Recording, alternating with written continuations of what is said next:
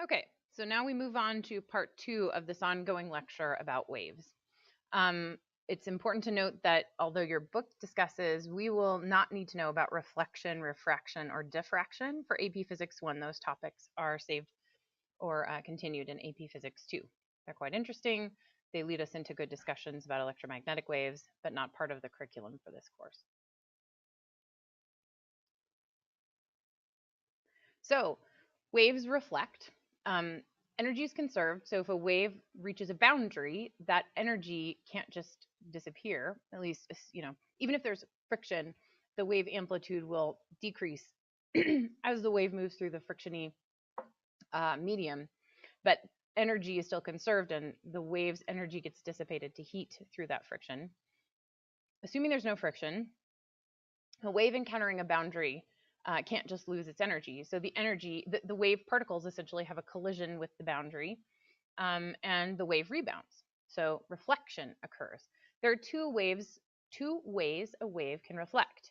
A wave can reflect at a fixed boundary, or a wave can reflect at a movable boundary. So in the series of pictures to the left of the slide, as time goes on, you see wave reflecting at a fixed boundary. So this is a wave on a string encountering like a nail where the string is unable to move at that nail.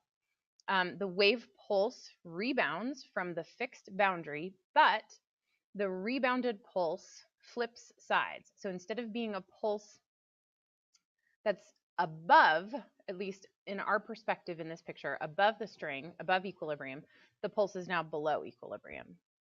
Conversely, if a wave hits a boundary, I should say, where the medium is free to move, so this could be a string on the floor, but where the string is constrained so that it can move up and down, but it can't like flop around.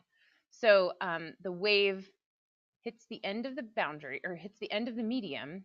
The medium is free to move. The wave rebounds, and now the wave stays on the same side of the string as it rebounds from a free to move boundary. So fixed boundaries cause waves to invert, pulses to invert. So amplitude inverts. Waves encountering free to move boundaries stay the same. So they reverse direction but stay with the same, what do I want to say? Not magnitude, but same, magnitude true, but also same direction of amplitude. So if a wave reaches a boundary that's somewhere in between, let's say going from a light section of rope to heavy section of rope, so it's a little bit of a fixed boundary, a little bit of a movable boundary, and also some of the energy can continue moving into the heavy section.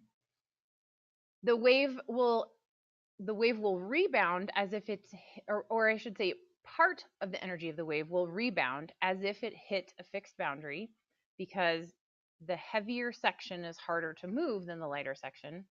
But some of the wave energy will transmit into the heavy section as if the wave simply continued on.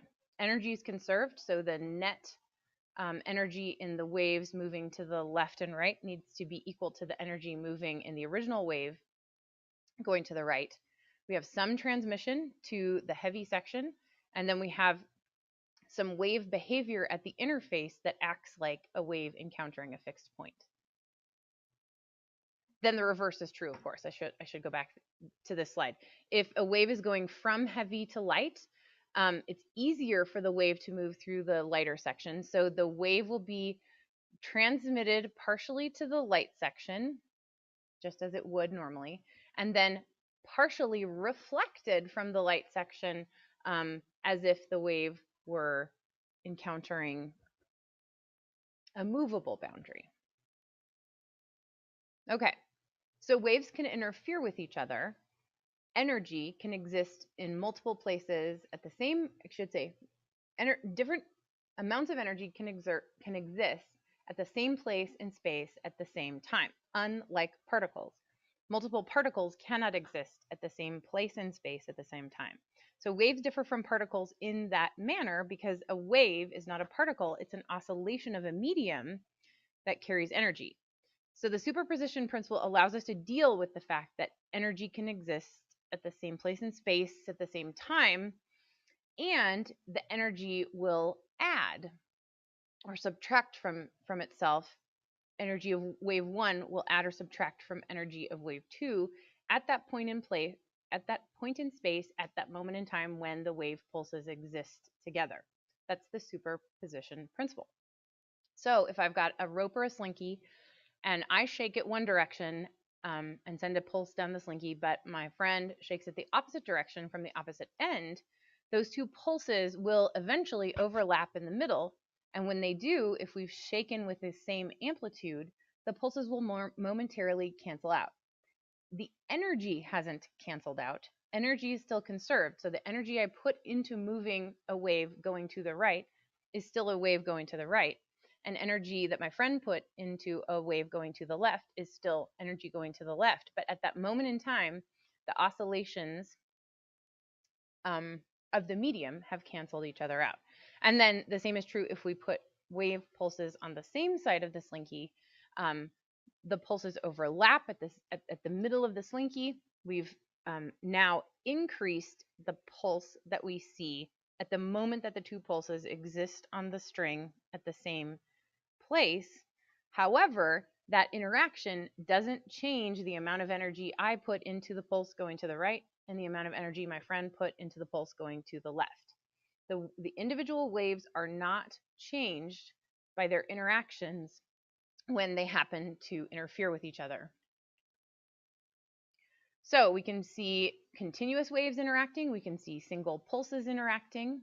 If waves interfere constructively, that means that the amplitude of the interfering wave is larger than the amplitudes of the individual waves. If they add destructively, then the amplitude of the interfering wave is smaller than the amplitudes of the individual waves.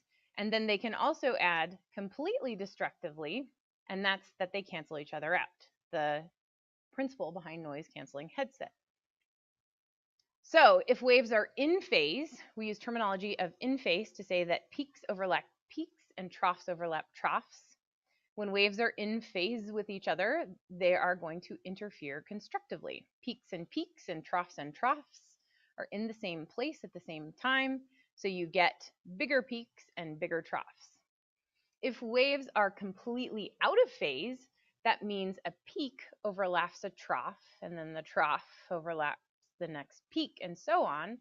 And every trough and every peak match, and the waves are destructively interfering. If the waves have the exact same amplitudes, if the two waves peaks have same amplitudes, then we will see completely destructive interference, complete cancellation. So here we have number 44, which I think I actually assigned. Two pulses are shown moving towards each other. Sketch the shape of the string at the moment they directly overlap. Then sketch the shape of the string a few moments later. In figure 11-37A, at the moment the pulses pass each other, the string is straight. What has happened to the energy at this moment? I can't refer to figure 11-37A, but if you have a moment of complete destructive interference, the energy is still held in each wave. It's just the amplitudes of the oscillation of the medium have momentarily canceled each other out. The energy of the pulse going to the left is still held in the pulse going to the left, and the energy of the pulse going to the right is still held in the pulse going to the right. So that's the answer to C, but let's look at A and B. And in fact, I think I'll make this a little bit easier for me to sketch.